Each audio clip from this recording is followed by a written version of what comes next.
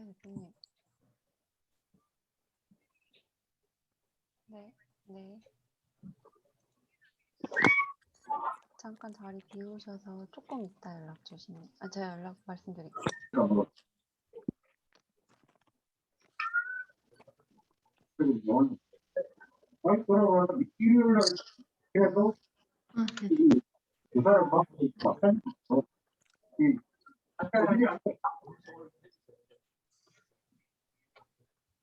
네, 알겠습니다.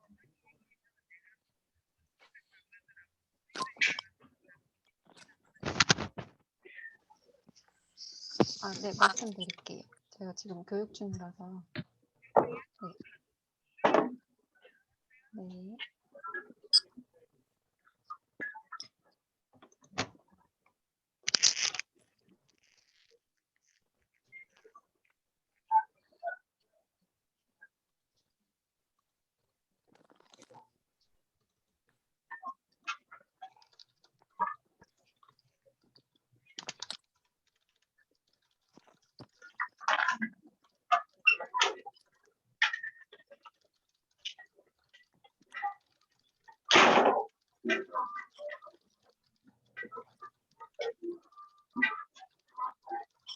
네. 저요? 네. 잠깐만요.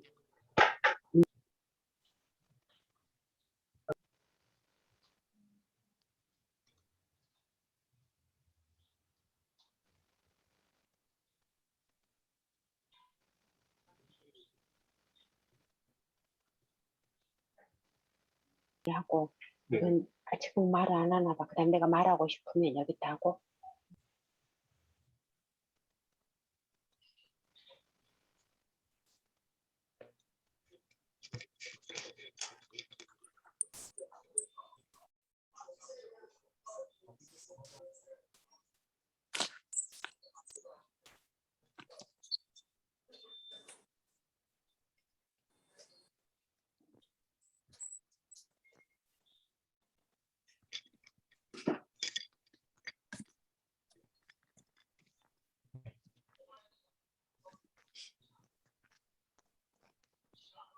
지금은 좀 들리시나요? 네. 법인을 영어로 하면 뭐라고 하면 될까요? 법인이 보통은 이제 코퍼레이션이라는 용어를 많이 쓰는데, 코퍼레이션 그러면 법인이라는 말도 있지만 회사라는 의미도 좀 있어서 우리말의 그 법인이라는 말을 정확하게 하려면 그 리걸 퍼슨 아니면 주리디칼 퍼슨 이런 말이 많습니다. 또 하나 질문 말씀드리면 그 법인의 반대말이라는 게 법인의 반대말은 뭘까요?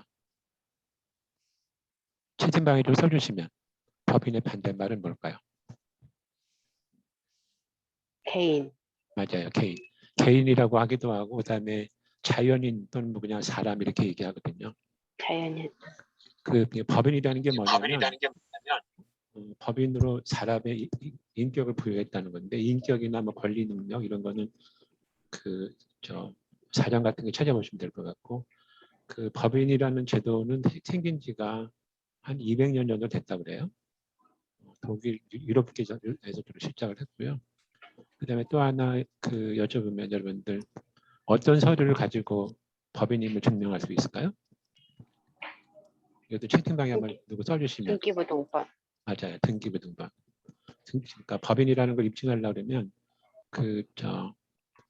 등기부라는 것을 등기를 하고 나서 등기부 상대방이 법인이라는 걸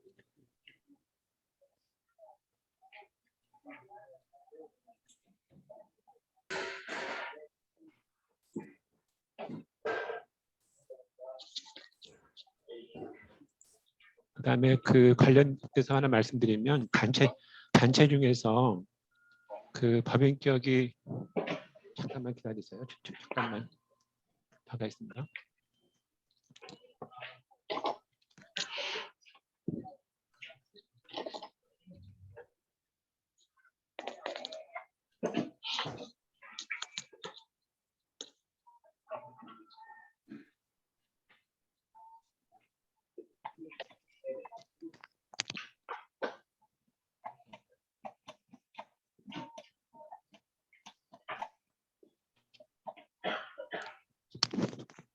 그러니까 단체 중에서 그 등기부가 없는 단체들이 있습니다. 근데 그런 데들을 이제 법인격이 없는 단체라고 얘기를 하는데 세법상에서는 법인으로 인정되는 단체가 있고 또 어떤 데는 세법상 법인으로 인정되지 않는 단체가 있긴 합니다.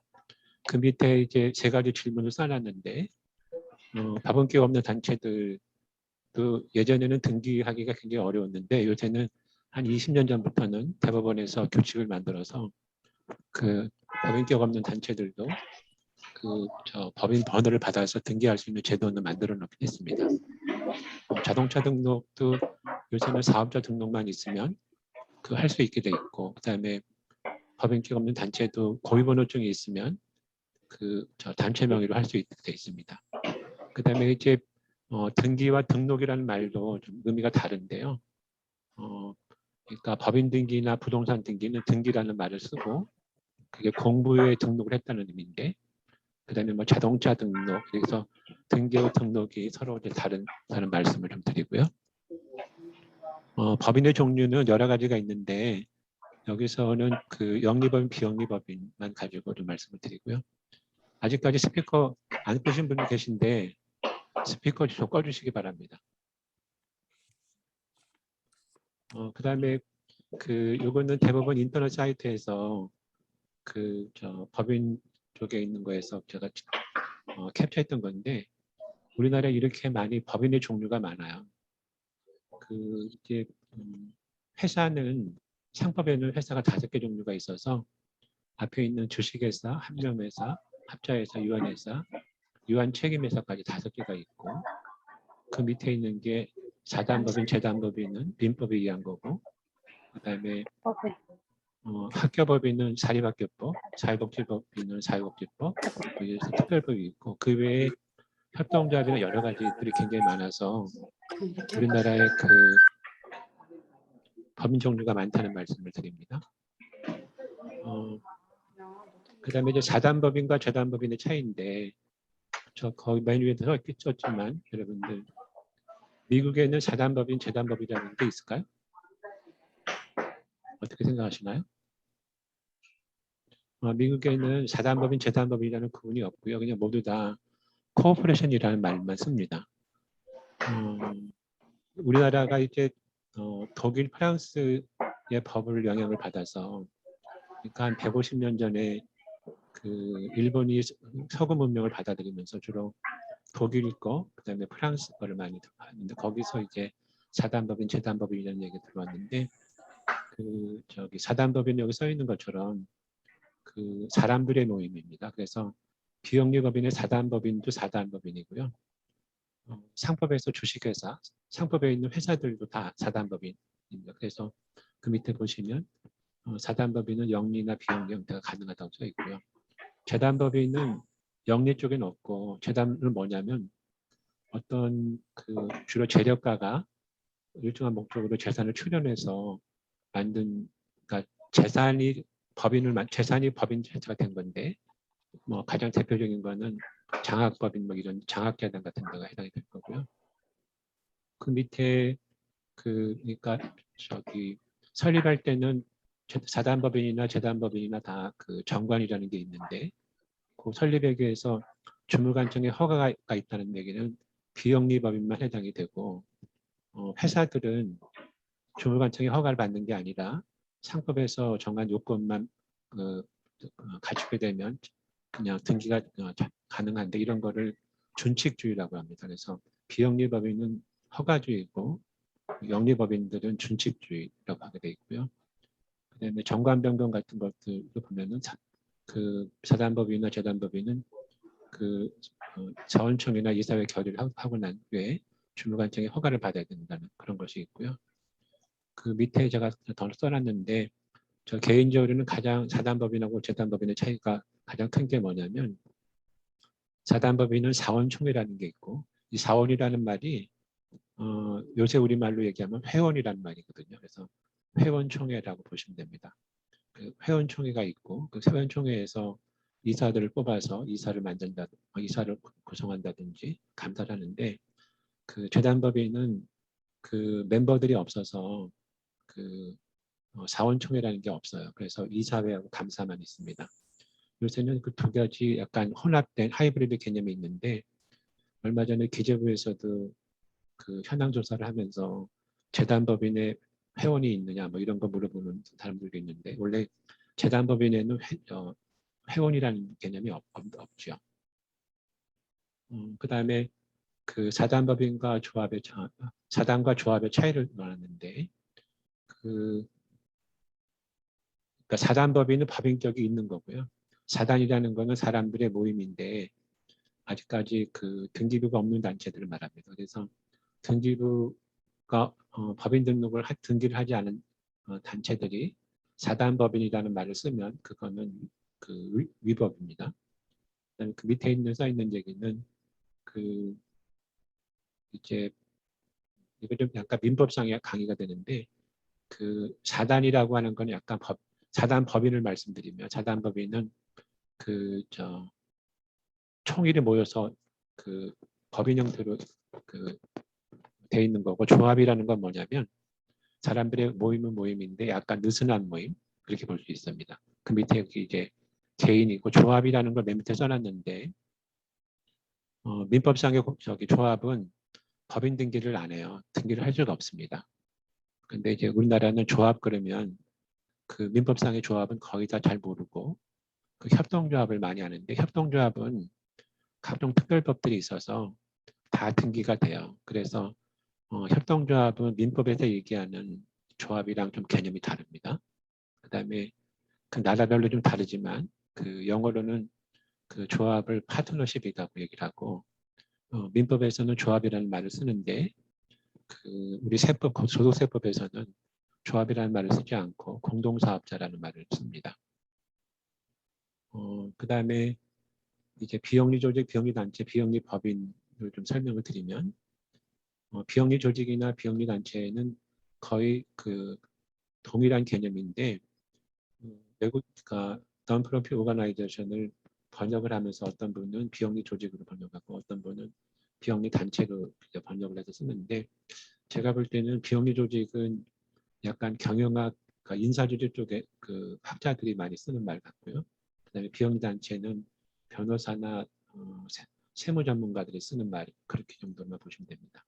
그러니까 비영리 조직, 비영리 단체는 거의 같은 개념이고 그 안에 비영리 법인이 속해 있고 그다음에 법인격 없는 단체도 포함이 돼 있다 이렇게 보시면 되겠습니다.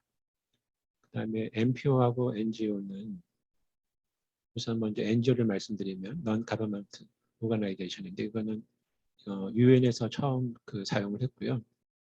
그 NPO라는 거는 미국 세법에 있는 용어인데 이것도 이제 쓰는 사람마다 다른데 제 개인적으로는 어떻게 생각이 드냐면 그 NPO는 약간 그 사회복지법인이나 사회복지단체들, 자선단체들이 주로 이걸 많이 쓰고요. 우리나라에서 NGO라는 거는 시민단체가 시빌 오가나이제이션은 많이 따로 있는데 우리나라에서는 NGO 그러면 약간 어드버커시 정치 성향이 있는 단체들 그렇게 좀 인식되지 않나 그렇게 생각이 듭니다. 둘 개념이 별로 차이가 있지는 않지만 사람들에 따라서 서로는 다르게 쓰는 것 같아요. 우리나라 보면은 성공회대학이나 경희대학교에 NGO 대학원이라는 게 있는데 NPO 대학원이라고 쓰는 데는 아직 없습니다. 그다음에 이거는 제가 작년에 썼던 잘 보이실지 모르겠는데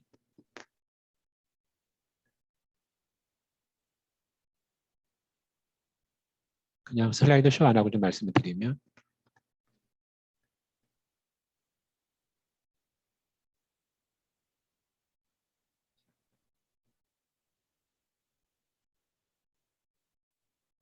좀 전에 설명드린 걸 다시 드리게 되는데 먼저 가장 큰 1번이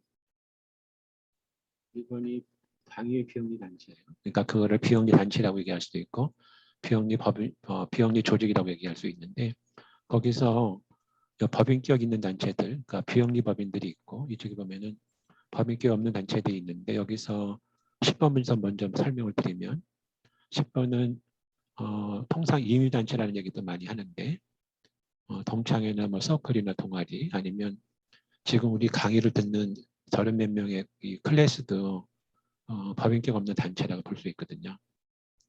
그다음에 9번은 뭐냐면 법인격 없는 단체인데 세법에서 법인으로 보는 단체들이 있어요. 그게 이제 종교 단체, 저도 크리스천이지만 대부분의 교회는 거의 대부분이 그다음에 사찰도 그 법인격이 없습니다. 그 종교 단체나 여기는 안 써놨는데 종중이라고 있잖아요. 종중. 거기도 법인격이 거의 없고요. 그다음에 우리가 살고 있는 아파트 관리사무소 입주자 대표 여기도 그 법인격이 없고요. 재배가별조합 이런 데도 없습니다. 여기는 등기부는 없지만 세법에서 취급할 때는 법인격 있는 단체로 좀 보기도 합니다. 그 다음에 2번이 뭐냐면 법인세법상의 비영리법이네요. 우리나라가 법에 따라서 개념이 좀 다른데 그 법인세법상의 비영리법인이 좀 크고요. 3번에 그 민법상의 비영리법인은 그 안에 들어가서 법인세법상의 비영리법인은 민법상의 비영리법인도 포함하고 기타 다른 것들도 많이 포함을 합니다. 이건 나중에 세법할 때 다시 말씀을 드리겠고요. 그 다음에 그 공익법인이라는 용어도 현재로는 2개가 있었어요. 근데 올해부터는 3개가 생겼습니다. 그 4번 동그라미 이렇게 옆으로 돼 있는 거 제가 이렇게 마우스를 잘 못 움직이겠는데 4번이 상속세 및 증여세법상의 공익법인이라고 해서 이거는 어떤 의미냐면 제가 우리나라 법을 많이 비판을 하는 사람인데 그 법인 비영리 법인이 증여를 받으면 증여세를 내도록 돼 있는데 상속세 및 증여세법상의 공익법인이 되면 그 증여가 과세되지 않는 그것이 이제 4번에 해당이 되는 법입니다. 그다음에 5번 공익법인 설립 및 운영에 관한 법률에 의해서 공익법인이 또 하나 있는데 이거는 1975년에 만들어졌고요. 요새 작년부터 특히 요새 이 공익법인법 그 개정 움직임이 가지고 굉장히 논란이 많은 토픽인데 그런 것이 5번에 해당이 된다고 하시고 여기에 써놓진 않았는데 작년에 세법을 바꿔서 지정기본단체, 법정기본단체 그런 말을 썼는데 그거를 다시 법인세법에서 공익법인이라는 말도 썼어요. 그래서 우리나라는 현재 공익법인이라는 말이 4번, 5번, 그 다음에 또 법인세법, 소득세법 등에도 또 그 말이 더 나옵니다. 그 다음에 6번은 뭐냐면 기영리 민간단체 지원법이라고 김대중 정부 시절에 2002년인가 만들었는데 여기는 이게 그 6번이 보면은 법인격이 있는 경우도 있고 없는 경우도 있어요. 그게 이제 뒤에서 잠깐 설명드리겠지만 민법상에 설립된 재단법인이나 사단법인도 이 별도로 행안부의 비영리 민간단체에 등록을 해서 민간단체 지원을 받을 수도 있고 또 하나는 법인격 없는 단체들 주로 시민단체들이 많은데 거기가 그 법인격은 없지만 그 행자부나 아니면 각 시도에 등록해서 지원을 받을 수 있는 그런 제도가 있습니다. 그 다음에 왼쪽에 보시면 7, 8을 써놨는데 공익이라는 게 2가지 개념이 있거든요. 그래서 여기 상속세법상의 공익법인이나 그다음에 공익법인상의 공익법인 할 때는 7번에 넓을 공자를 써서 불특정 자수를 위한 공익을 쓰는데 거기에 있는 법인들이 이렇게 사회복지법인, 학교법인, 의료법인, 종교단체 이런 것들이 들어가고요. 그다음에 8번의 공익이라는 거는 이게 더불어공자인지 모르겠는데 이거는 뭐냐면 불특정 다수가 아니라 특정 다수를 위한 공익이라고 보시면 되겠습니다. 그래서 그게 각종 협회라든지 협동조합 이런 데들이 거기에 해당이 된다고 볼 수 있겠습니다. 그 다음에 또 하나 말씀드리면 이것도 제 개인적인 생각인데 우리나라가 1945년까지 일본의 지배를 받았고 그 후에 근데 일본이 아까도 말씀드렸지만 서구문명을 동양 3국에서 가장 빨리 받아들여서 그게 우리나라 중국으로 영향을 미쳤고요. 근데 우리나라는 해방 이후에도 제 개인적으로 생각으로는 1997년 금융 외환위기까지 그때까지는 일본의 영향을 상당히 많이 받았고요. 지금도 좀 받는 게 많지만 그 이후에는 이제 미국의 영향을 받았는데 여기 써 있는 것처럼 비영리에 관한 법률들을 보면 거의 일본 거를 거의 그러니까 벤치마킹에서 물론 조금 바꾼 것들도 있는데 거의 똑같은 것들이 굉장히 많습니다. 그렇게 그 일본의 영향을 많이 받았다는 말씀을 좀 드립니다. 여기서 하나 더 말씀드리면 지금도 그 민법상의 비영리법인 사단법인이나 재단법인을 만드는 거는 그 주무관청의 허가를 받아야 되는데 그게 독일법의 영향이거든요. 근데 일본은 그거를 2006년인가 바꿨는데 우리나라는 아직까지 허가제를 그냥 가지고 있는데 허가제를 가지고 있는 나라가 세계에서 거의 없어요. 근데 민법상의 비영리법인을 이거 만들려고 그러면 주무관청이 빠고 나서 만들지 못하는 경우가 굉장히 많아서 개인적으로 민법부터 바꿔야 된다고 생각이 드는데 법무부는 이걸 바꿀 생각을 별로 하지 않는 것 같은 생각이 듭니다. 그 다음에 아까 말씀드렸지만 비영리법인하고 공익법인의 차이는 PDF 파일을 보시면 몇 가지 나와 있는데 지금 공익법인법은 1975년에 만들었는데 올해 이제 시민공익위원회라는 걸 만들고 이렇게 바꾸려고 하고 있고요. 상증세법에도 공익법인이 있고 아까 말씀드렸지만 작년까지 지정기금단체를 법인세법상에도 공익법인이라는 말을 썼고요. 소득세법의 지정기금단체, 민간단체라는 말을 또 소득세법에서는 공익단체라는 말을 썼는데 개정하고 나서 얼마 안 됐기 때문에 지금은 법인세법상의 공익법인 이런 용어보다는 그냥 지정기금단체, 지정기금 민간단체 이런 말을 좀 많이 씁니다. 이거는 한 9주 정도 뒤에 가서 설명드릴 건데 먼저 말씀을 드리면 밑에 있는 소득세법상의 공익단체 그렇게 민간 단체에는 개인 기부금만 받을 수 있어요. 그래서 법인이 이 민간 단체에 지급하는 후원하는 기부금은 세액공제를 못 받는 대신에 앞에 위에 써 있는 법인세법상의 지정기금 단체가 되면 그거는 법인이나 개인한테 아무나한테나 후원받을 수 있다는 그런 좀 차이가 있습니다. 그렇게 했던 이유가 뭐냐면 민간 단체들은 개인들로부터 후원을 받아서 운영하라는 그런 뜻 때문에 그렇게 해놨습니다. 그다음에 총유합의 공유라는 게 있는데 시간 관계상 제가 설명은 안 드리겠고요. 그냥 관심 있는 분들은 총유합의 공유가 무엇일까? 그걸 한번 찾아보시기 바랍니다. 공유라는 건 아마 여러분들 많이 봤을 텐데 저 토지 같은 게 뭐 100평이 있는데 10명 정도의 소유자가 공동으로 소유하고 있는 이런 거를 공유라고 하고요. 사찰이나 교회, 법인기가 없는 단체가 부동산을 가지고 있을 때 그때는 총유라는 말을 씁니다. 그러니까 공유라는 거는 100평 안에서 10명이 있으면 거기 이제 10분의 1씩이라든지 아니면 얼마씩 이렇게 나눠서 그거 10분의 1은 자기 거라고 할 수 있는데 총유라는 건 뭐냐면 개인이 소유권을 주장할 수 없고 구성원 전체가 통합해서 소유권을 주장하는 그런 개념이라고 보시면 되겠습니다. 이제 사업자 등록번호하고 고유번호의 차이인데요. 이제 보통 영리법인이나 비영리법인이나 또 마찬가지인데 법인 설립을 하거나 아니면 개인이 사업을 시작한다고 해서 우선 법인들의 경우에는 법인 설립을 하고 나서 그 다음에 하는 게 뭐냐면 세무서에 가서 사업자 등록을 합니다. 그래서 여기 잘 안 보일 텐데 이렇게 동아시아 연구원의 사업자 등록번호인데 사업자 아시겠지만 사업자 등록번호는 앞에 3자리, 가운데 2자리, 뒤에 5자리가 있는데 책을 보시면 예전에는 이걸 보면 바로 이렇게 법인인지 아닌지도 알 수 있고 그랬었는데 지금은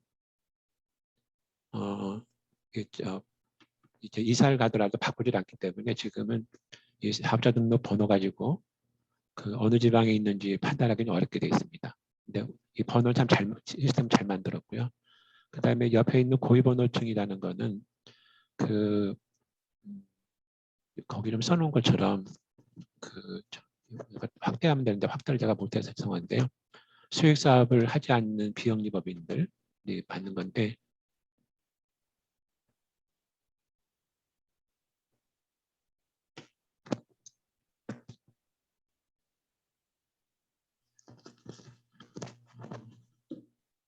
번호는 거의 똑같이 앞에 세 자리, 가운데 두 자리, 다섯 자리 돼 있습니다. 근데 하나 차이라 여러 가지 차이가 있는데 사업자 등록증이라는 거는 부가가치세법에 의해서 발급받는 거고요.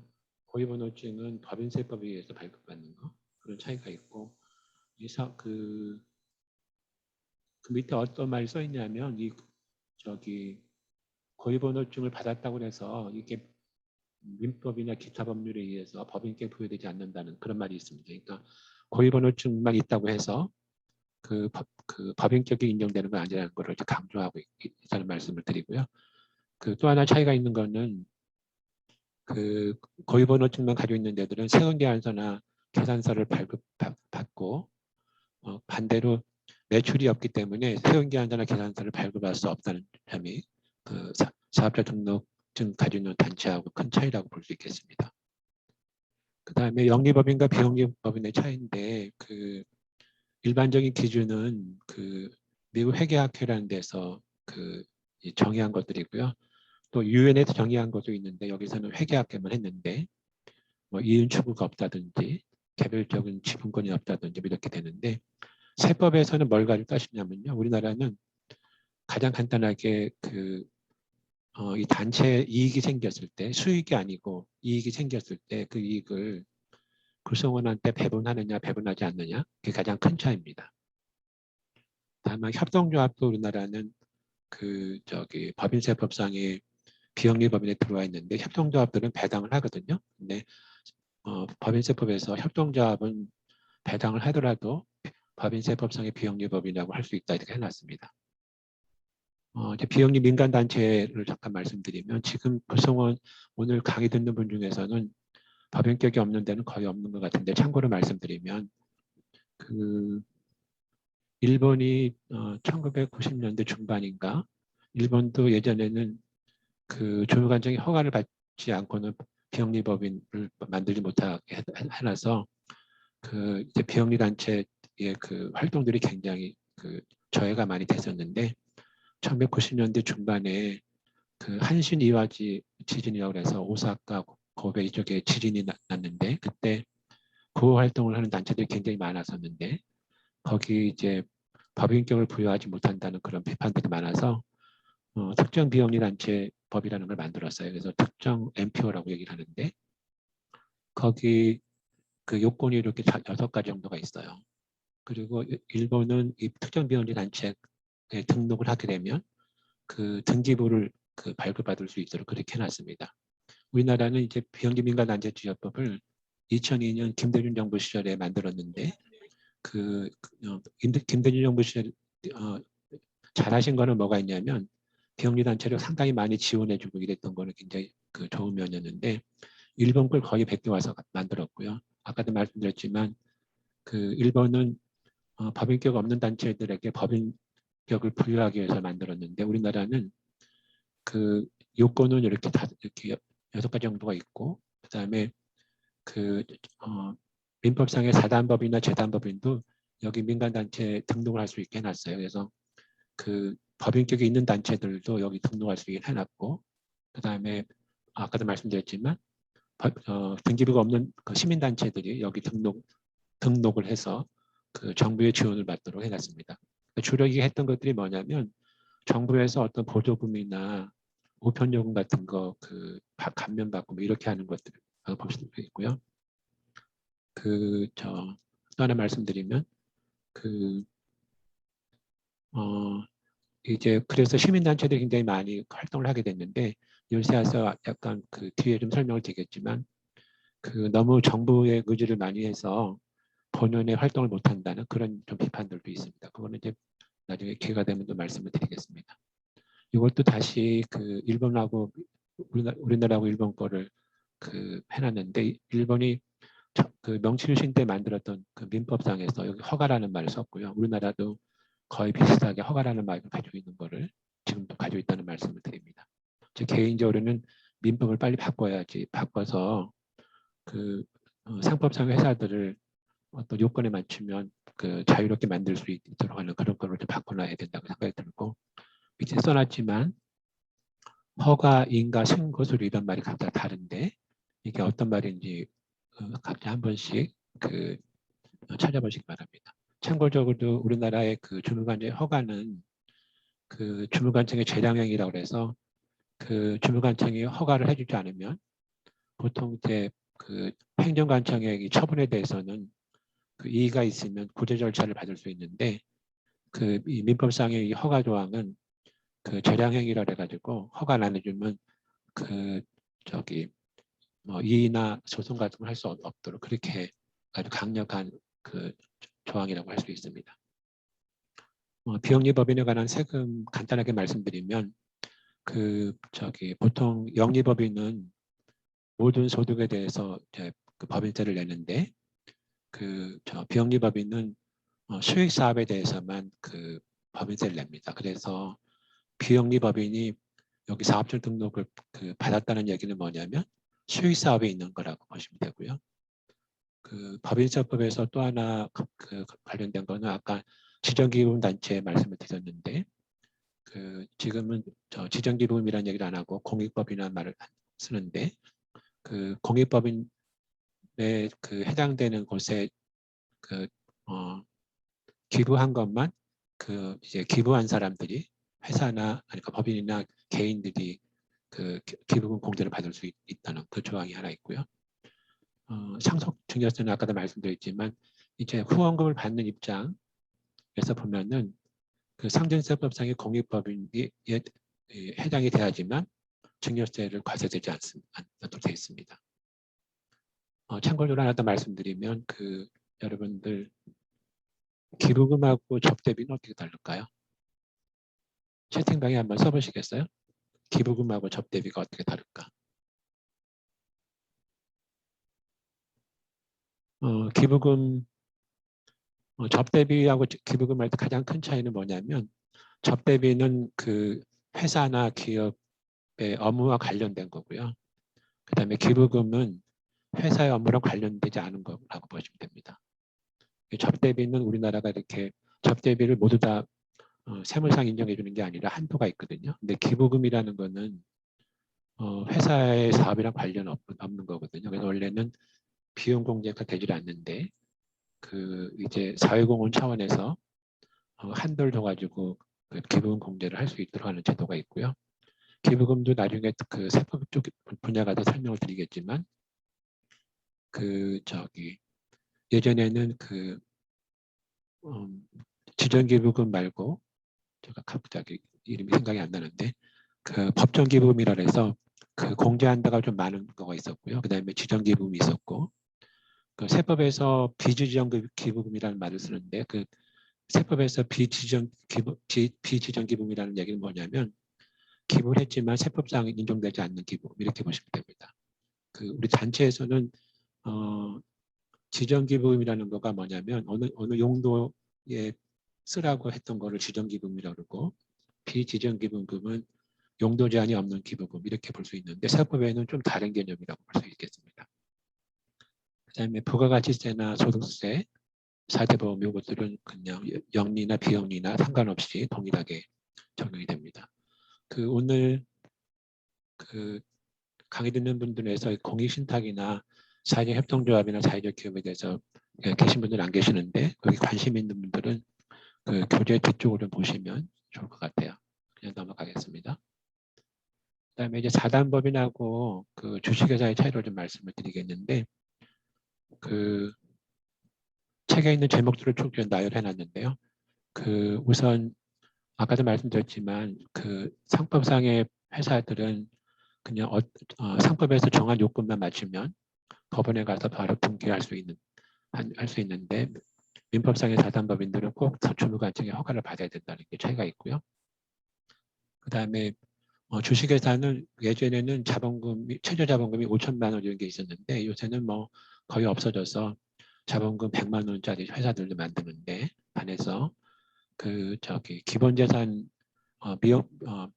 비영리법인에서는 기본재산이라는 것이 있어서 보통 주무관청이 외부적으로 공표하지 않고 상담하러 가면 얼마 이상의 기본재산이 있어야 된다는 이렇게 얘기하면서 기본재산 이런 제도가 있는데 대학 교수들도 이쪽에 좀 잘 모르는 분들은 비영리법인 만들 때 자본금이 얼마나 필요한가 이렇게 말씀하시는 분들도 있는데 비영리 쪽에서는 자본금이라는 말이 없고 기본재산이라는 말이 있다는 말씀을 드리고, 또 하나는 원래 사단법인은 사람들의 모임이니까 기본재산이 필요 없어요. 근데 이제 일부 관청들은 사단법인도 기본재산을 요구하는 경우들이 있는데, 한 7, 8년 전부터 돌아가신 박원순 시장이 있었던 서울시 같은 경우에는 사단법인의 경우에는 기본재산 없이도 설립 허가를 내주는 경우들이 많이 생겼습니다. 여기는 없지만 기본재산은 사단법인보다는 재단법인의 경우에는 재단법인이라는 게 재산으로 된 법인격이니까 재단법인에는 꼭 기본재산이 필요합니다. 그 기본재산에 대해서는 제가 썼던 책 챕터 2, 오늘은 거의 강의를 별로 안 하는데 거기 보시면 기본재산 제도가 어떻게 우리나라에 들어왔고 어떤 문제점이 있고 이런 걸 써놓은 것이 있는데, 관심 있는 분들은 그걸 보시면 됩니다. 그다음에 임원은 거의 비슷해서 주식회사에 보면은 주주총회가 있고요. 그다음에 이사들로 구성된 이사회, 감사 이렇게 있습니다. 사단법인도 민법상에는 이게 하도 오래된 법률이라 별로 없지만 법에는 별로 정해져 있지는 않은데, 우리나라의 거의 대부분의 사단법인들이 사원총회, 그러니까 회원총회가 있고요. 그다음에 이사회가 있고 대표가 있고 감사가 있고 이렇게 됩니다. 그다음에 사업연도, 회계연도 말씀을 드리면 주식회사들은 주주들이 정관을 만들면서 12월 말 법인, 3월 말 법인, 9월 말 법인. 미국 회사들은 보면은 그냥 9월 말도 많고 그런데 그런데 이제 우리나라는 비영리 법인을 보면 정부 회계연도랑 다 일치를 시켜놔서 허가를 내줄 때 다 그냥 12월 말로 다 합니다. 학교법인들 경우에는 우리나라는 3월 1일 날 하기 때문에 사립학교나 이런 학교 관련된 데는 사업 회계연도가 2월 말로 돼 있고요. 사업연도라는 말은 세법에서 쓰는 말이고 회계연도는 회계에서 좀 쓰는 말 이렇게 보시면 되겠습니다. 그다음에 이제 주식회사에는 주주가 있고요. 그다음에 주식회사만 주주라는 말을 쓰고, 그다음에 합자회사 한명회사에서는 이제 출자사원이라는 말을 쓰는 반면에 사단법인에서는 사원이라는 말을 쓰는데, 사원이라는 말이 꼭 출자하는 건 아니고 그냥 거기 참가하면 되거든요. 그래서 사단법인에는 이제 정관에 따라서 정회원, 준회원, 명예회원 이런까지 할 수가 있고요. 의결권 행사할 때 차이가 있는 거가 어떤 차이가 있냐면, 주식회사는 주식을 많은 주식 비례로 의결권을 행사합니다. 그러니까 돈 많은 사람이, 출자를 많이 한 사람이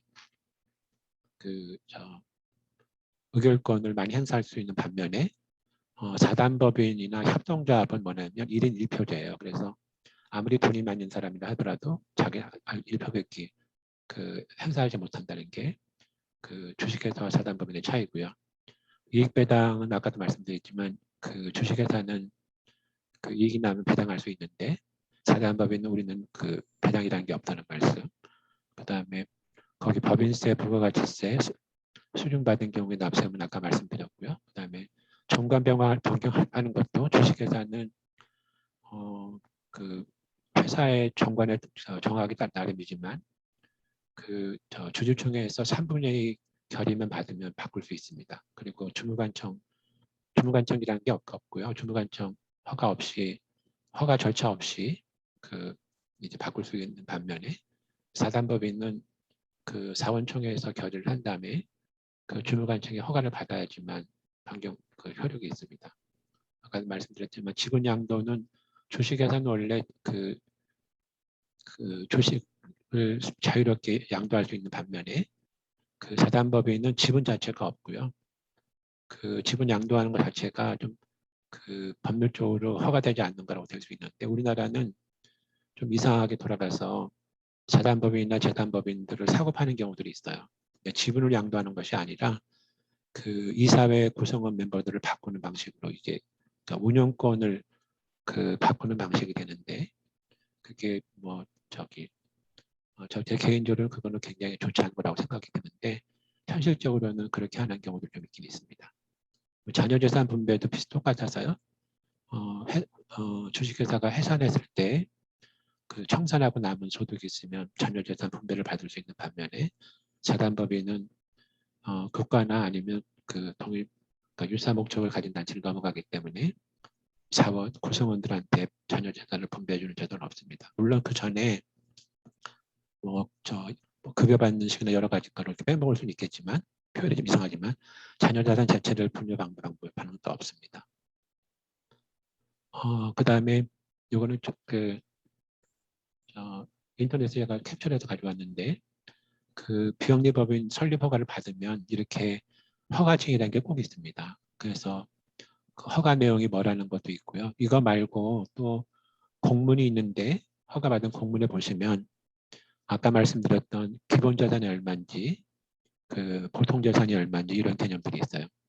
오늘 수업 끝나고 나서 그 숙제 중에서 하나가 뭐냐면 각자 그 근무하시는 그 단체에 설립허가증, 그다음에 등기부 등본 같은 걸 보셔서 기본 자산이 얼마인지, 그다음에 자산 총액은 얼마인지 이런 것들 한번 보시는 그런 숙제가 있습니다. 이거는 비영리 민간단체 등록 중인데 이렇게 등록을 하면 다시 그 행안부나 각 그 서울시나 도지사 이런 데서 등록을 해줍니다. 그 비영리 민간단체에서 하나 말씀을 드리면 아까 그 재단법인들도 그러니까 비영리 민간단체에 등록을 할 수가 있는데 하게 되면 정부 예산을 받는 신청 자격이 주어진다는 것하고 여러 가지가 있는데 재단법인이 원래 회원이 없거든요. 근데 이 등록을 하기 위해서 무리하게 회원 제도를 만들어서 여기다 등록하는 그런 케이스를 제가 봤습니다. 근데 그건 원래 재단이라는 성격에 맞지 않는 건데 여기 등록하기 위해서 그렇게 하는 경우도 좀 있었습니다. 그다음에 이거는 저희 동아시아 경제연구원의 등기부인데 기본 자산이 1억인데 써서 민법에는 기본 자산이라는 말을 쓰지 않고 자산의 총액이라는 말로 쓰게 돼 있어요. 근데 이제 보통의 경우에 주무관청의 설립허가서나 설립공문에는 기본 자산, 보통 자산이 얼마가 돼 있고 일반적으로 등기할 때는 기본 자산만 등기하는 게 일반적인데 잘 몰라서 기본 자산이나 보통 자산을 합계해서 등기를 하는 경우도 있는데 얼마 되진 않지만 등록세 같은 걸 좀 더 많이 낸 것들을 볼 수 있습니다. 그리고 우리 공무원들도 이 제도를 잘 몰라서 잉여금이 많으면 기본 자산으로 이체하라고 막 이런 감사 결과도 감사 지적도 하고 그러는데 그거는 기본 자산 개념을 잘 몰라서 하는 지적들인데 우리나라 공무원들이 너무 세가지고요 반론을 할 수가 없어요.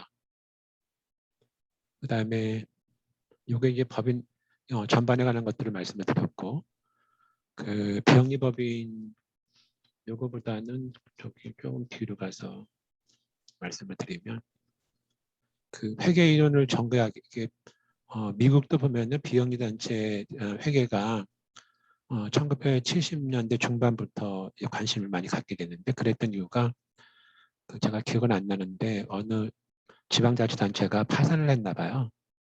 비영단체 넓은 의미에서는 정부기관도 이제 비영리 쪽에 들어가게 되는데 그래서 이게 정부기관이나 이런 비영리 쪽에 관심을 많이 하게 되면서 회계학자들이 비영리에 관한 연구들을 많이 하게 됐는데 그때 78년인가 나왔던 보고서를 보면 거기서 어떻게 얘기를 하고 있냐면 A타입 비영리 단체하고 B타입 비영리 단체 두 개를 나눕니다. 그러니까 다른 말로는 A타입은 기업형 비영리 단체고요. 그다음 B타입은 순수 비영리 단체인데 어떤 게 다르냐면 A 단체는 비영리 단체가 제공하는 서비스, 비영리 단체가 상품이나 이런 걸 판매하는 경우 거의 없고 주로 서비스인데 서비스의 대가를 수혜자로부터 받는 것. 대표적인 경우가 학교나 병원 등 같은 데거든요. 물론 학교나 병원들도 수업료나 아니면 진찰료 받아서 운영을 못하기 때문에 기부금도 많이 받긴 받지만 다른 비영리 단체에 비해서 수혜자들한테 대가를 받거든요. 그래서 A타입 비영리 단체들은 회계가 영리기업이랑 거의 다를 바가 없어요. 근데 이제 B타입이 순수 비영리 단체는 뭐냐면 그 활동하라고 하는 재원을 제공해주는 후원자 아니면 보조금을 주는 그 단체하고 수혜자랑 전혀 다르거든요. 그래서 그 순수한 의미에서의 그 비영리 단체는 B타입이라고 할 수 있는데 이 경우는 그 기존의 영리 회계하고 좀 많이 다르다. 그것이 1978년에 나왔던 그 미국의 회계학자가 나왔던 것이고요. 사실 여기서 처음 이 강의를 듣는 분들한테 좀 너무 높은 강의를 해서 죄송하지만 그 현재 회계로서는 보면은 기부금 받은 것들을 수입으로 잡고 그다음에 지출한 거를 비용으로 잡는데 사실 비영리 단체에서 가장 중요한 거는 그 비용을 지출하고 나서 얼마나 그 효과가 있었나를 그 측정을 해야 되는데 현재 회계로는 그 비영리 법인이 활동으로 인해서 어떤 사회적인 효과를 가져왔나 거기에 대해서는 이 현재 재무제표로 나타낼 수 없는 한계들이 있어요. 그런 것이 있다는 말씀을 드리고 두 개가 다르다는 말씀을 드립니다. 그다음에 여기서 이제 그 비영리 법인들의 재원을 보면 그 첫 번째가 사단법인들은 회원들의 회비를 받는 게 있거든요. 두 번째가 뭐냐면 그 기부금을 받는 것들이 있습니다. 근데 기부금은 이게 법마다 용어들이 많이 다른데 그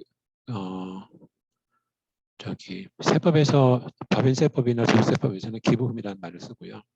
민법에서는 증여라는 말을 쓰고 그래서 받는 쪽에서는 무상증여가 되거든요. 그다음에 후원금이라는 거는 사회복지법인 쪽에서도 쓰고요. 그다음에 기부금분법에서도 기부금의 말을 쓰고 그다음에 세법에서도 상속세 및 증여세법에서는 출연금이라는 말을 쓰는데 거의 동일한 말이라고 보시면 됩니다.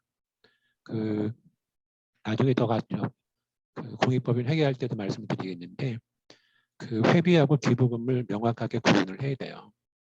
그 이제 그러니까 회비라는 거는 그 강제성이 있어야 되고 또 하나가 회비를 그 내므로써 어떤 권리가 있는 것들 그런 것들이 이제 회비가 되고 기부금은 그런 권리나 없이 그냥 무상으로 내는 것들이 이제 기부금인데 우리나라 현실에서는 그 기부금법에 따라서 그 모금을 하지 않으면서도 그 후원 회원들한테 받은 거를 기부금 영수증 끊어주면서 또 회비라고 하고 막 이래서 혼돈되는 것이 있는데 두 개를 좀 명확하게 구분하는 필요들이 있습니다.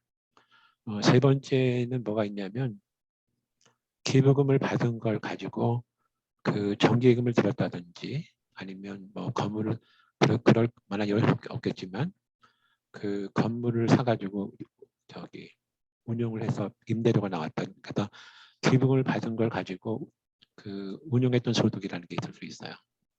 그다음에 세 번째가 뭐냐면 그 정부 보조금이라고 돼 있는데 정부 보조금하고 민간 위탁은 나중에 그 자세하게 설명드리겠는데 정부 보조금하고 민간 위탁이 좀 다릅니다. 근데 우리 지금 결산서를 공시할 때는 두 개를 같이 그냥 묶어서 그 공시하도록 돼 있는데 정부 보조금이 하고 민간 위탁이 좀 다르다는 말씀을 드리고요.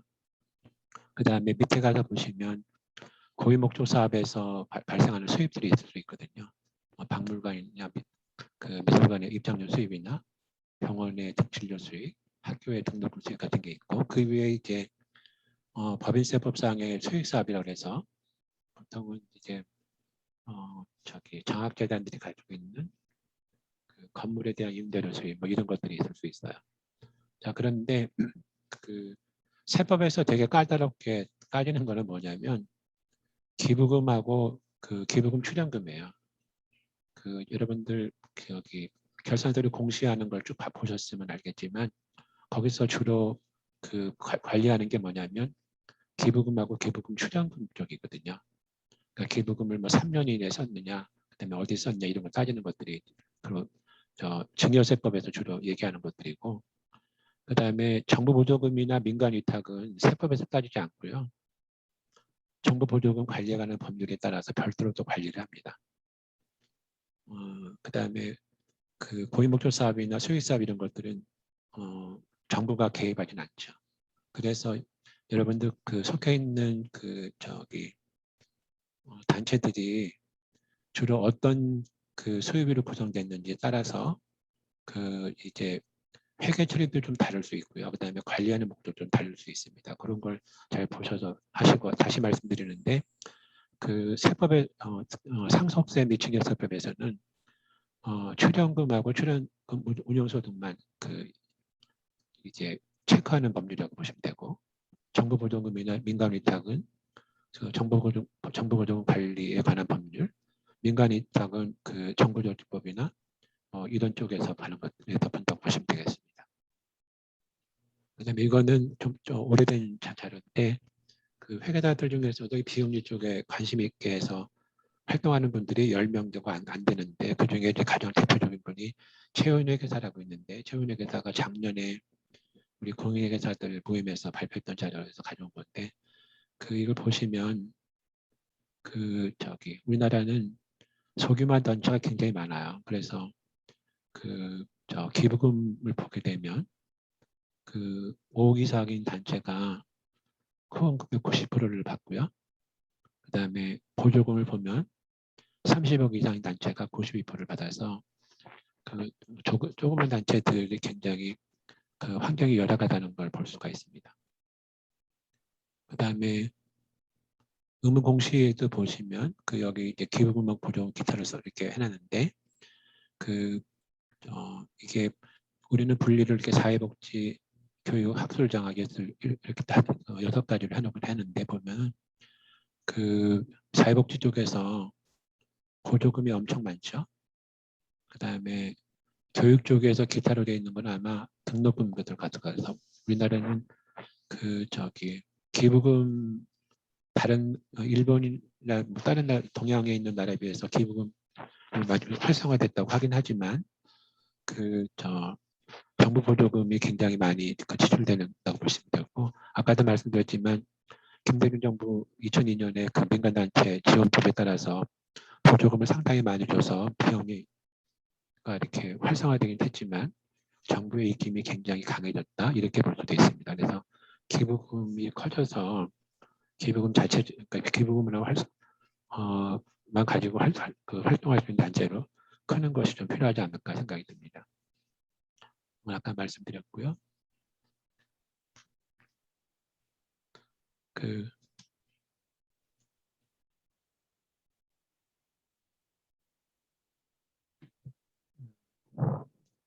회계 기준에 대해서도 좀 더 말씀을 좀 나중에 드려야 되는데, 회계 기준이 뭔지에 대해서 말씀을 좀 드려야 되는데, 여기다 써놓진 않았지만 좀 말씀드리면,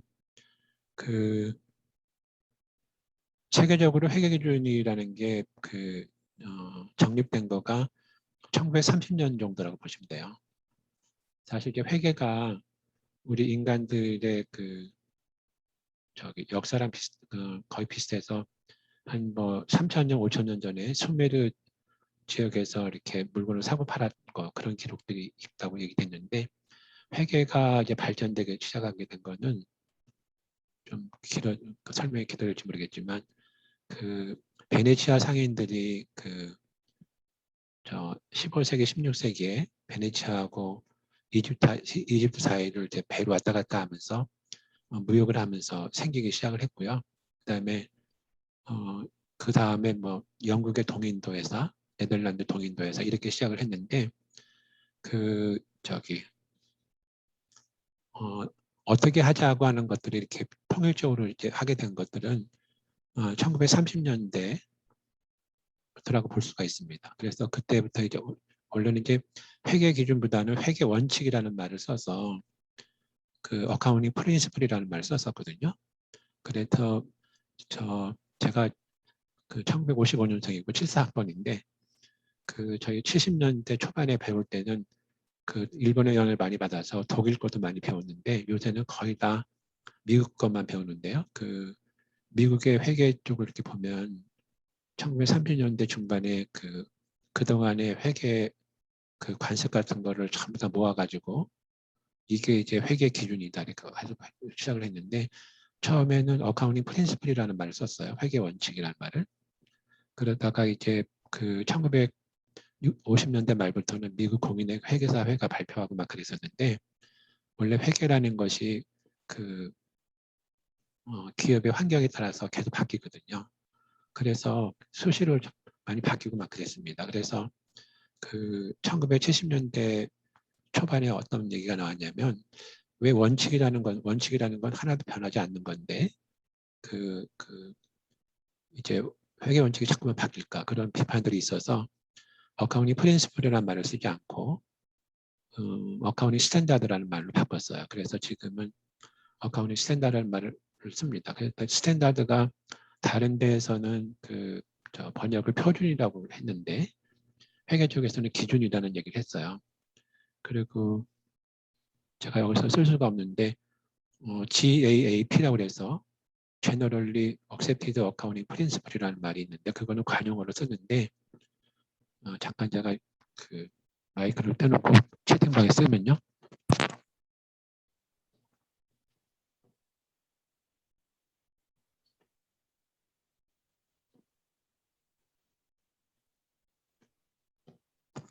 넘어가지 않아서 못 쓰겠습니다. 그냥 말씀드리면 Generally Accepted Accounting Principle인데 영어로는 약자로 이렇게 갭 그러는데 일반적으로 인정된 회계 원칙이라고 쓰거든요. 그게 US 갭 그러면 미국에서 일반적으로 인정되는 회계 원칙, 한국에서 인정되는 원칙, 코리안 갭 이렇게도 쓰는데 그 프린시플이라는 말은 워낙 오래전부터 썼기 때문에 썼고요. 지금은 좀 전에 말씀드렸듯이 프린시플 대신에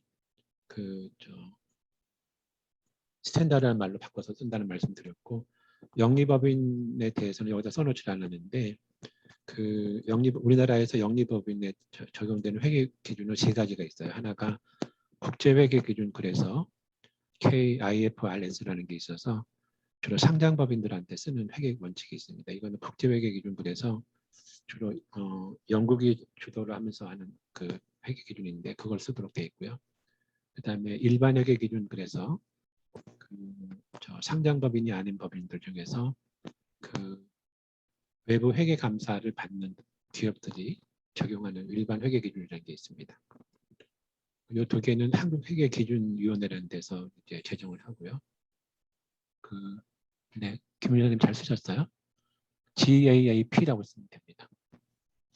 그다음에 또 하나가 중소기업 회계기준이라는 게 있는데 중소기업 회계기준은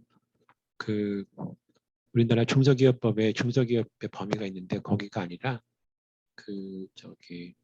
일반 회계기준을 적용하지 않는 것.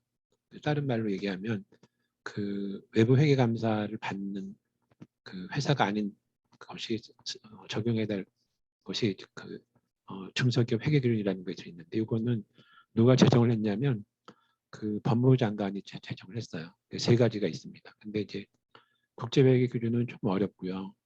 그다음에 일반 회계 기준은 그거보다 좀 쉽고 그다음에 중소기업 회계 기준은 그거보다 아주 더 간단합니다. 참고적으로 개인 사업자들이 한테는 특별한 회계 기준이 아직 없는데 일반 회계 기준 쓸 수도 있고 아니면 중소기업 회계 기준을 쓸 수도 있습니다.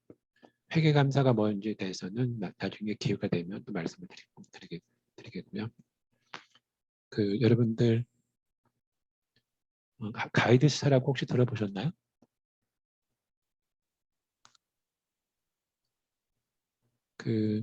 이제 가이드스타라는 데가 원래 미국의 가이드스타라는 데가 있는데 이제 2000년 그러니까 2005년에 이제 미국의 가이드스타를 벤치마킹을 해서 우리가 만들고 그랬는데 상당히 우리나라 비영리 단체의 투명성을 위해서 상당히 많은 일을 하긴 했는데 너무 혼자 뛰어가다 보니까 불평들도 많고요.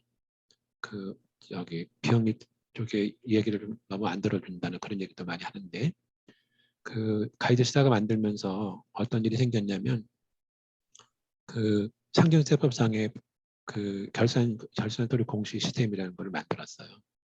그래서 그때 만들고 100억 이상 되는 공익법인한테 회계감사도 제도를 했는데 사실 그때까지 비영리법인이나 공익법인에 대한 회계기준이라는 게 없었습니다. 그러니까 회계감사를 받긴 받는데 어떤 기준에 따라서 회계감사를 받아야 되는지 이런 것들을 할 수가 없었어요. 그래서 이제 2015년도에 한국회계기준론이라고 이거는 그 아까도 말씀드렸지만 영리법인의 회계 기준을 만드는 그 제정하는 곳인데 거기서 비영리 조직 회계 기준이라는 거를 이제 만들려고 그랬는데 규제개혁위원회라는 데서 그 총리실 산하에 있는 단체에서 법적 근거도 없는 걸 어떻게 만드냐고 그래가지고 그 거부당했습니다. 근데 여기서 만드는 것들도 거의 미국 거를 그냥 베껴다가 만들었는데 한 2년 정도 있다가 그랬더니 이제 그 기획재정부에서 그러면 세법, 상정세법의 근거 조항을 만들어 가지고 세법에서 만들겠다고 그래서 한 2년 정도 걸쳐서 2017년에 공익법인 회계기준이라는 걸 만들었어요. 여러분들 처음 들으실지 모르겠지만 그 공익법인 회계기준이라는 거는 그 상정세법상의 공익법인이 그 예외도 있지만 그 꼭 따라야 하는 회계기준이라고 보시면 됩니다. 근데 그 전에 한국회계기준위원회에서 비영리 조직 회계기준이라는 것도 만들었어요. 근데 두 개의 차이가 뭐냐면 그 회계기준을 위해서 만든 거는 그 법적 강제력은 없지만 그 모든 일반 그 비영리 단체, 비영리 조직에서 쓰라고 권장하는 거고 공익법인 회계기준이라는 건 뭐냐면 상정세법상의 공익법인에 대해서 강제적으로 적용되는 거 이런 차이가 있는데 그 공익법인 회계기준도 그 회계기준위원회의 비영리 조직 회계기준을 가져다가 일부를 만들었기 때문에 거의 비슷하기도 한데 좀 다른 것들도 있긴 있어요. 그런 차이가 있다는 말씀을 드립니다. 그거 외에 법령별로 이렇게 사회복지법에는 사회복지법 그 법인 사회복지 회계 기준이라는 것도 있고 그다음에 대학교 거 따로 있고 이렇게 되는데 어떤 차이가 있냐면 이 표에서 나타난 것들은 약간 주무관청 그 감독용이라고 보시면 되겠습니다. 근데 이 앞에 있는 거는 뭐냐면 비영리조직 회계기준이나 공익법 회계기준은 뭐냐면 일반 대중을 위한 그 회계라고 보시면 돼요. 이걸 두 개를 좀 합쳐서 하나를 만들면 좋을 텐데 그 우리는 이렇게 기존 거 따로 있고 앞에 걸 따로 만들어놔서 비영리 단체들이 그 주무관청용을 따로 만들고 또 앞에 공시용을 따로 만드는 그런 불편함들이 있습니다. 그 다음에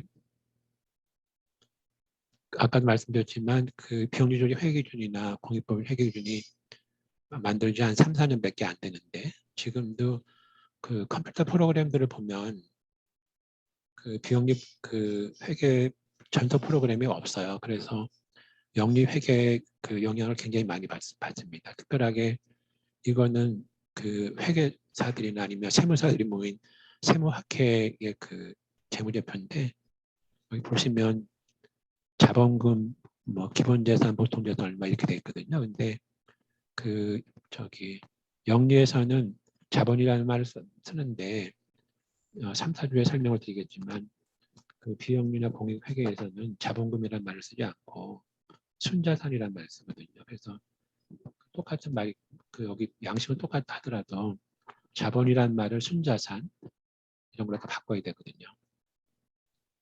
그다음에 또 하나가 그 회계 처음 듣는 분은 좀 어려울지 모르겠지만 그 기본 재무제표가 이제 재무상태표, 그다음에 손익계산서, 자본금 변동표, 그다음에 현금흐름표 네 가지가 있는데 그 비영리 쪽에서는 손익계산서라고 그러지 않고 운용성과표로 씁니다. 그래서 그 손익계산서라는 말을 쓰지 않고 운용성과표라는 말을 바꿔야 되거든요.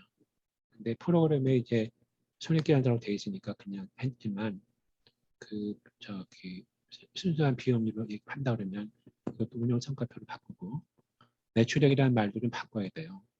운용수익 이렇게 좀 바꿔 그러게 되는데 그런 게 안 됐다는 것이 우리나라는 아직 영리회계 영역이 굉장히 강하다는 거하고 또 하나가 그 비영리에 관한 순수한 회계 프로그램이 없어서 이렇게 표시가 된다는 말씀을 드립니다. 그래서 수작업으로 좀 바꾸시는 것이 필요합니다. 이익이익 처분계산이라는 것도 원래는 비영리 없거든요. 그 다음에 기부금 아까 이제 기부금 걸 말씀을 드렸는데 여기서 보시면 회비 수익 기부금인데 세법에서는 주로 그 후원금 받은 것만 가지고 이제 본다고 말씀을 드렸는데 그 여기서도 제가 우리 그 정부를 좀 비판하지 않을 수 없는데 2008년에 그 결산 서류 공시 시스템이라는 게 들어왔거든요. 가이드스타 그 건의에 따라 들어왔는데 그 전에도 상대세법상에서는 출연재산 보고라는 게 있었어요. 그래서 그 여기 출연재산 보고하고 결산 서류 공시가 두 개를 합치면 좋았을 텐데 따로따로 하거든요. 그래서 두 개가 그 중복되는 공식 그 양식들이 많아요. 그래서 그 두 개를 좀 합치는 것이 좀 필요하다고 늘 얘기를 하는데 아직 잘 안 됐고요. 그다음에 또 하나가 그 저기 상대법상 그 결산 서류 양식 자체 내에도 서로 이렇게 모순되는 것도 좀 있어서 그런 것도 계속 고쳐달라고 하는데 아직 고쳐주지 않은 것들도 있습니다. 또 하나는 그 맨 밑에 이제 기부금 분법 얘기가 나왔는데 그 저기 상전세법상의 기부금 보고하는 그거는 별도로 아주 1950년도부터 만들었던 기부금 분법이라는 게 있는데 그거에 따라서 그 기부금 모집 신고하고 사용한 다음에 또 보고하는 것이 따로 있는데 가급적이면 이게 전부 다가 하나로 일치가 되면 좋았을 텐데 아직까지 이렇게 안 되고 있습니다. 그다음에 보조금에 관해서는 그 이렇게 여러 가지가 있어요. 그게 뭐 말씀드리면 공공기관들은 알리오라는 게 있고 비영리 민간단체 이거는 이제 안전 그 행안부에서 하는 비영리 민간단체 보조금이 있고 사회복지부는 따로 있고 뭐 여러 가지가 있는데 지금 보면은 그러니까 각 부처별로 그 자기가 감동하는 관점에서 만들어 놓은 것들이 좀 많습니다. 그게 현실이라고 보시면 되겠습니다. 국가 회계에는 관심이 없겠지만 국가 회계 재무제표 보실 분은 그렇게 관심 없겠지만 국가 재무제표라는 것들은 이게 국가 회계 재정 통계센터라든지 아니면 서울시는 서울시 결산 같은 데 가보시면 그 재무제표 같은 걸 볼 수도 있습니다. 오늘 제가 설명드린 거는 이 정도로 하고요. 혹시 질문이 있으면 아니면 그렇군요. 너무 가까이 돼서 죄송합니다. 혹시 질문 같은 게 있으시면 말씀해 주셨고요.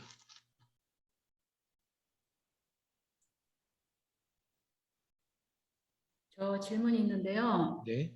비영리 기관에서 이제 수익 사업을 하는 경우가 있어요. 저희 같은 경우는 카페가 있고 카페가 있어요. 그래서 카페에서 현금으로만 지금 운영을 하고 있는데 그게 과세 대상으로 신고를 해야 되는 건지 사업자를 따로 내야 되는 건지 그게 궁금하더라고요. 단체 이름은 어디신데요? 노인복지관입니다. 보조금 사업 위탁. 노인복지관. 네. 그 수입이 얼마나 돼요? 그 카페에서 하는 게. 코로나 이전에는 한 1,000만 원 미만 됐던 것 같아요. 연간 1,000만 원? 네. 네. 원칙적으로는 그거 세무서에 수익사업 신고하시고 그 부가세 신고도 하고 하는 게 맞아요. 그러면 사업자를 따로 내야 되는 건가요? 사업자를 따로 내시는 것보다는 지금 고유번호증 가지고 있잖아요. 네. 그걸 수익사업 하신다고 해서 수익사업으로 하면 사업자 등록도로 바꿔줄 겁니다. 그 금액 기준이 있나요? 금액 기준은 없어요. 개인들의 경우에는 간이 사업자라고 혹시 들어보셨어요? 네. 개인들의 경우에는 연간 그러니까 5천만 원, 4,800만 원 이하면 간이과세 예전에는 과세 특례자라는 말을 썼는데 그렇게 했는데 법인의 경우에는 무조건 다 일반 부가세 일반 과세자거든요. 근데 1년에 1,000만 원 정도면 전문가인데 이런 말씀 드릴지 모르겠지만 그냥 세무서에서 지적하기 전까지는 가만히 있으셔도 근데 5년간 소급해서 추징당할 수는 있어요. 가능성은 있습니다. 근데 그거 수익 사업을 하게 되면 그 3개월에 한 번씩 부가세 신고를 하셔야 되거든요. 그게 좀 불편하실 거예요. 그럼 고유분업증 대신에 사업자 등록증으로 바뀐다는 말인가요? 맞습니다. 네. 음, 아까 그러니까 저 비영리 단체에서 수익 사업을 영위하는 곳으로 바뀌기 때문에 그 고유번호증이 그 사업자 등록증으로 바뀌어요. 이게 전체 대부분 복지관에서 조그맣게 뭔가 좀 하고는 있어서 네. 이게 조금 저 현실적인 거 말씀드리면 1년에 1,000만 원이면 세무서도 별로 관심 없을 것 같긴 한데요. 다른 말씀드리면 교회들이 그 카페 같은 걸 많이 했거든요. 근데 그 특히 이제 구청에서 나와서 그 카페를 하게 되면 카페는 영리 사업이잖아요. 그래서 그 영리 사업하는 그 부분에 대해서 재산세 감면 안 해주려고 그러거든요. 그다음에 재산가를 감면 안 해주니까 세무서에서 저 사업자 등록하라고 그래가지고 부가세 5년치 추징하고 이러거든요. 근데 연간 1,000만 원이시면 그냥 이런 리스크는 있다고 생각하시고 안 하시고 하는 것도 현실적이지 않을까 생각이 듭니다. 감사합니다.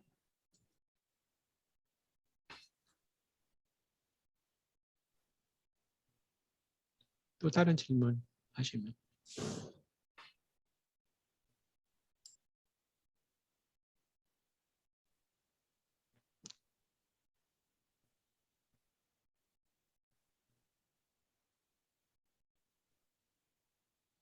질문 없으면 저기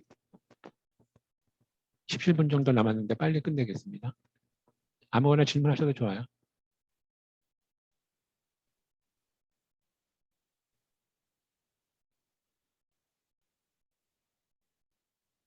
제가 너무 빨리 말씀드렸나?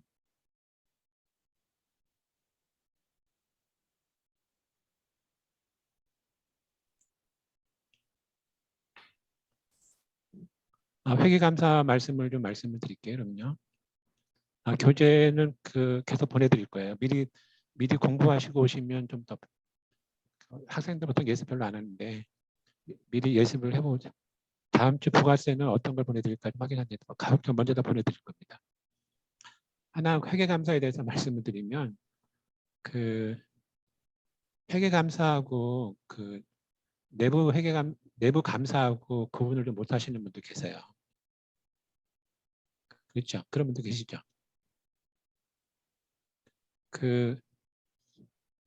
하나 잠깐만요. 시간이 되도록 잠깐 가보겠습니다.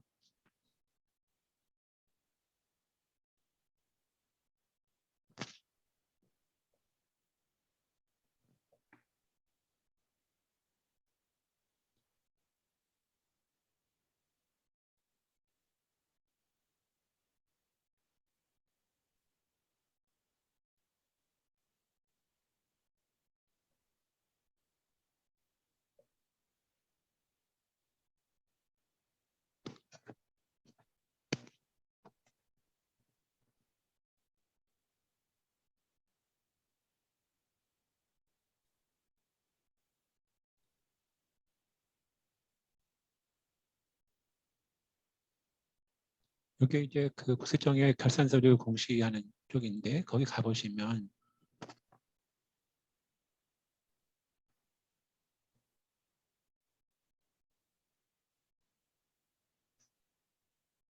여기 큰데요. 좀 큰데 말고 여기 볼까요? 여기 보시면 감사보고서라고 돼 있는데 이 감사보고서가 회계감사보고서를 얘기를 해요. 그러니까 공인회계사들이 감사한 걸 얘기를 하는데 가끔 어느 단체는 내부감사보고서라고 올리는 경우가 있는데 이 감사보고서는 그러니까 회계감사보고서가 맞고요. 회계감사라고 하는 것이 이제 영리법인부터 말씀을 드리면 좀 많이 바뀌었는데 그 영리법인은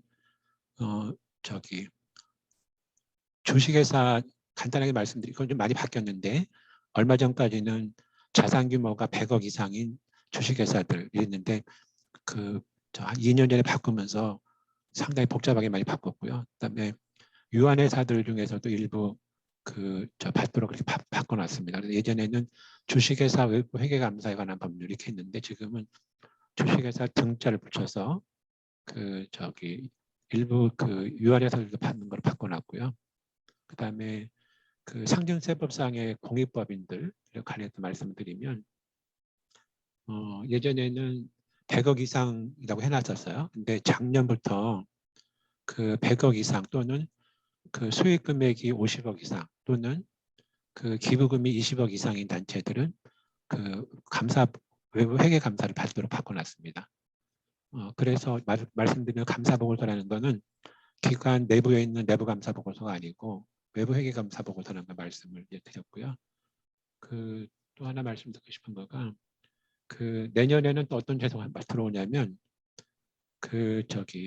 주기적 지정제라는 게 들어와요. 아마 처음 들어보신 분도 많을 텐데 이제 영리법인들의 회계 감사를 할 때 이제 기업들하고 회계법인들에서 우리나라는 예전에는 기업들과 회계 감사 용역을 발주하는 기업이 갑이고 감사를 하는 회계법인이 을이기 때문에 이제 회계감사 의견에 대해서 문제가 있는 경우가 많다고 그래서 한 7, 8년 전에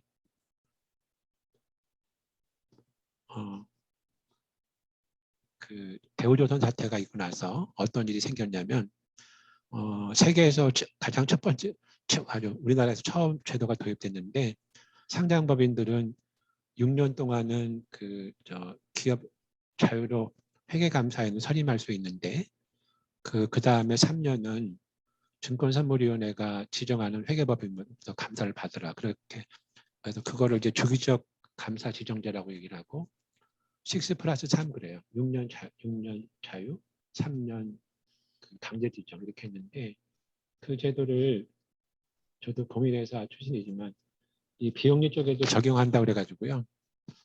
법이 재작년에 통과가 됐고 내년부터 이제 시행이 되는데 그러니까 원래는 자산 규모가 1,000억 이상만 해당한다고 했었는데 아마 올해 12월쯤에 아마 확정이 될 텐데 자산 규모 1,000억 이상 또는 기부금 수익 금액이 500억 이상인 그렇게 많지는 않겠지만 그런 데들은 4년은 단체가 자유로운 회계감사인을 선임하지만 그 다음 2년은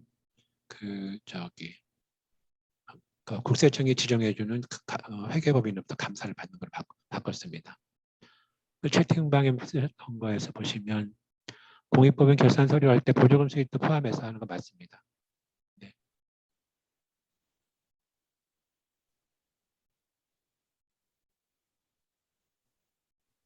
또 다른 질문 있으시면.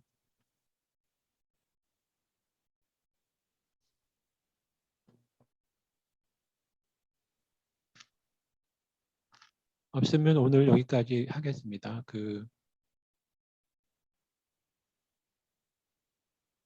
수고도 많이 하셨고요. 나가시기 전에 성함 좀 다 써주세요. 물론 여기 저 컴퓨터에서 기록으로 다 볼 수 있겠지만 나가시기 전에 성 이름을 다 써주시기 바랍니다. 그리고 좀 이따가 카톡으로 오늘 퀴즈를 보내드리겠습니다.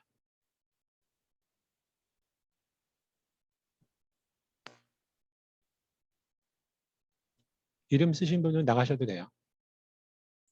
네, 감사합니다. 동영상이 녹화가 된 거는 동영상이 되는 대로 카톡에다가 공유를 해드리겠습니다.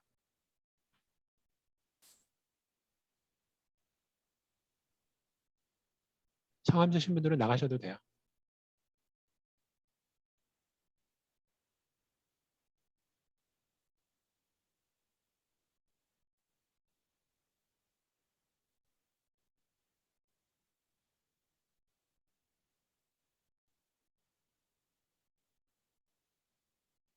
제가 먼저 나갑니다.